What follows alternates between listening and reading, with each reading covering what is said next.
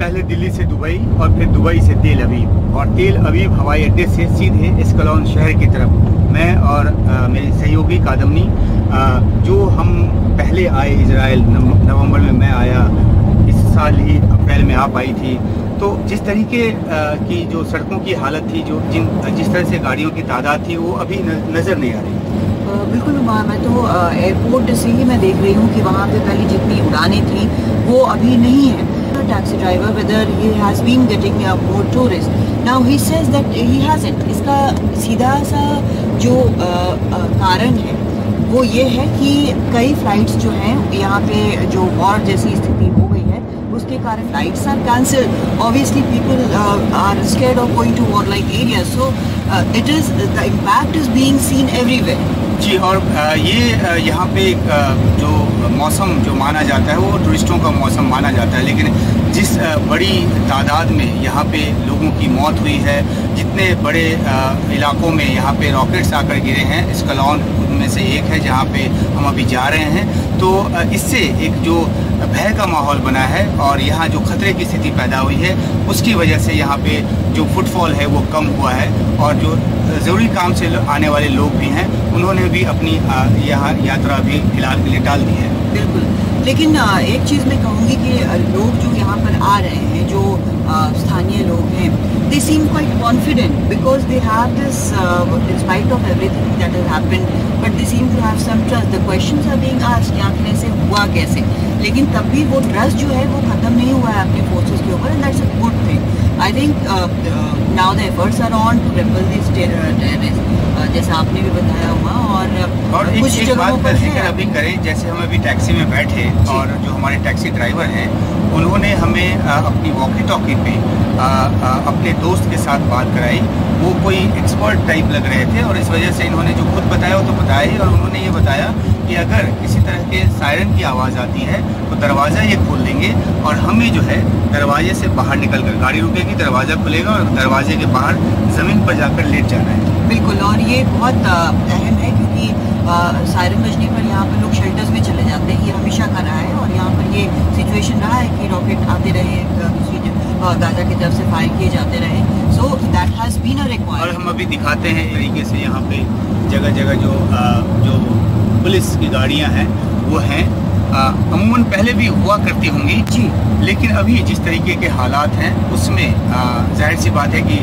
जो चौकसी और ज़्यादा बढ़ती जा रही है। बिल्कुल, और वो रिक्वायर्ड भी है, it is a requirement now because what has happened is something so serious that it has happened after 50 years, and even before when it happened earlier that was a war between the nations, but now this is a terror attack, and लोगों को अभी भी पता नहीं है कि सभी terrorist जो है वो भगाए गए हैं या नहीं, कुछ का अभी भी यहाँ पे छुपे होने की आशंका है, कई जगहों से फ्लश आउट करने की कोशिश हो रही है, so the effort is continuously on, but it is a very serious situation which can have implication in this region as well as the world. 8 जगह ऐसी बताई गई है जहाँ पे अभी भी मुठभेड़ जैसी स्थिति है, और ये माना जा रहा है कि वहाँ से अभी हमास के जो आतंकवादी हैं उनको पूरी तरह से निकाला नहीं जा सका है। कुछ जगहों को उन्होंने होल्ड अप करके रखा हुआ है, शायद कुछ बंधक भी उन्होंने बनाए हुए हैं। हालांकि बंधक की जहाँ तक बात है तो तकरीबन 100 की तादाद जो है वो बताई जा रही है, जिसमें वो गाजा पट्टी लेकर चले गए हैं, लेकिन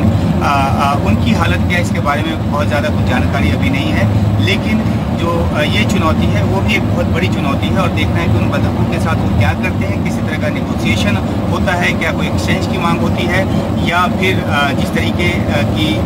बात पीछे सामने आई है कि बहुतों की हत्या भी वहाँ पे कर दी गई है। खुदा न खास्ते ऐसा ना हो, लेकिन अगर ऐसा होता है तो ये और ज़्यादा स्थिति को भयावह करेगी। बिल्कुल, भयावह स्थिति लगातार बनी हुई है, और वैसे मैं अभी इस वक्त सड़क देख रही हूँ, बिल्कुल सुनसान लग रही है, जबकि करीब ऐसा ही जब पिछली बार मैं यहाँ थी और काफ़ी चहल पहल थी, तो ये एक now this is symbolic of what is happening here, but it is also an effort, a waiting game which is happening, that how soon the IDF can repel the terrorists from this country, its problems, but it is something which has been happening for decades. The way things have started is something which is new. जी बिल्कुल, देखिए पहले जो यहाँ पे हमले होते थे इक्का दुक्का देखिए एक और बैरिकेड देखिए, जो एयरपोर्ट की तरफ जाने वाला रास्ता है वहाँ पे लगातार जो चौकसी है वो बढ़ती जा रही है। तो मैं ये बात कर रहा था कि पहले यहाँ पे रॉकेट के इक्का दुक्का हमले जो हैं वो होते थे और शेल्टर जो है लोग शेल्टर की तरफ भागते थे, लेकिन 5000 के आसपास रॉकेट और वो भी थोड़े समय में दागना, उसके बाद जो हालात बने सुरक्षा के वो काफ़ी भयावह हैं। यही वजह है कि बहुत ज़्यादा चौकसी यहाँ पे बढ़ती जा रही है। और जो जवाबी कार्रवाई की आप बात कर रही हैं कादम्बरी, जवाबी कार्रवाई तो शुरू कर दी गई है इजराइल की तरफ से, लेकिन लगता है कि जो कुछ उन्होंने तय किया है उसका बहुत छोटा हिस्सा अभी देखने को मिला है। अभी वहाँ पे एक फिलिस्तीन टावर है उसको गिराया गया, 200 से 300 लोगों के मारे जाने की वहाँ पे खबर आई है गाजा पट्टी से, और बड़ी तादाद में सिविलियंस भी इसकी जद में आ रहे हैं, जिस बात का अंदेशा पहले से था। लेकिन इजराइल का ये कहना है कि उन्होंने क्योंकि उकसाया है हमला करके, तो रिटेलिएशन उनका हक बनता है। जी बिल्कुल, और यही बात जो है वो अमेरिकी राष्ट्रपति भी कह रहे हैं। Joe Biden has said the same thing, has said that he stands with Israel, और पीएम मोदी ने भी इस बात को लेकर, जो हमला हुआ है उसको लेकर दुख प्रकट किया है। तो अगर आप देखें अभी हम आपको आगे भी दिखाएंगे, ये जो असला है, ये सारी मिलिट्री की गाड़ियाँ जो हैं वो लगातार बख्तरबंद गाड़ियाँ जो हैं वो लगातार जा रही हैं, कहीं स्पेसिफिक जगह जा रही हैं, और it is like just doing patrols is still to be seen, but we have learned that many tanks have been taken to southern region. There are footage which have come and they show how the situation is trying to be salvaged from what has happened since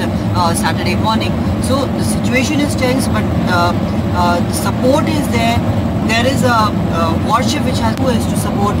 Israel. जी बिल्कुल, जो हम जब हम plane में आ रहे थे तो लगातार हम जो लाइव कवरेज आ रही थी टीवी पे, चाहे वो जो भी विदेशी चैनल CNN हो या BBC हो, उसके जरिए जो जानकारी आ रही थी, तो हमें ये जानकारी मिली कि किस तरीके से अमेरिका ने जो अपना समुद्री बेड़ा है वो भी भेजा है इस इलाके की तरफ, और ज़्यादा जो सैन्य मदद है उसकी बात भी की है।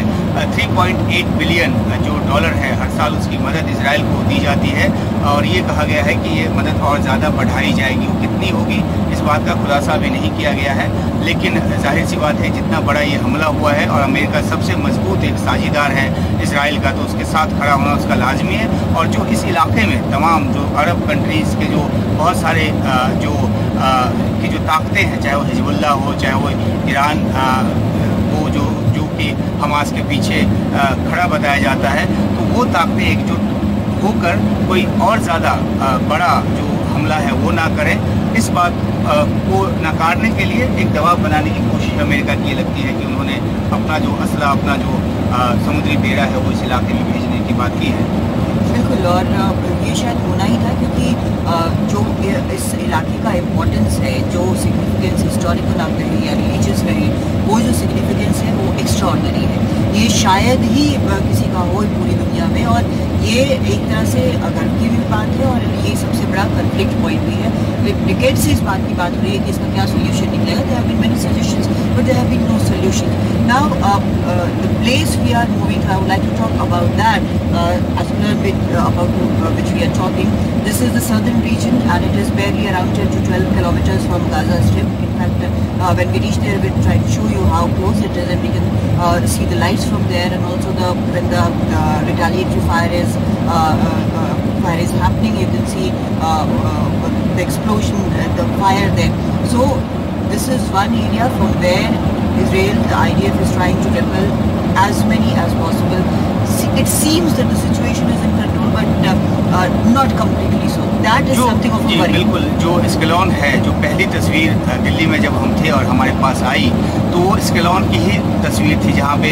रिहायशी इलाके में आकर रॉकेट गिरा था और वहाँ पे आग लगी थी, कई गाड़ियाँ उसकी जद में आई थी। और जाहिर सी बात है कि जो हमास के आतंकवादी जब वहाँ पहुँचे थे तो उन्होंने गाड़ियों पे ताबड़तोड़ फायरिंग भी की थी और लोगों की जान भी ली थी। तो वही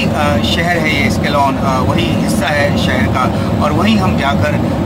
आपके लिए स्थिति बताने की कोशिश करेंगे कि क्या है वहाँ पर। और जो जैसा कि आपने बताया कि वो बमुश्किल 10 किलोमीटर दूर है गाजा पट्टी से, और जो गाजा पट्टी से कम दूरी होने की वजह से वो आसानी से रॉकेट की जद में आ जाते हैं यहाँ के लोग और ये जो इलाका है। और यही वजह है कि जो सबसे ज़्यादा जो नुकसान पहुँचा है उसमें एस्केलॉन शहर भी एक है। बिल्कुल, और इस पर लगातार हम रिपोर्ट करेंगे। डू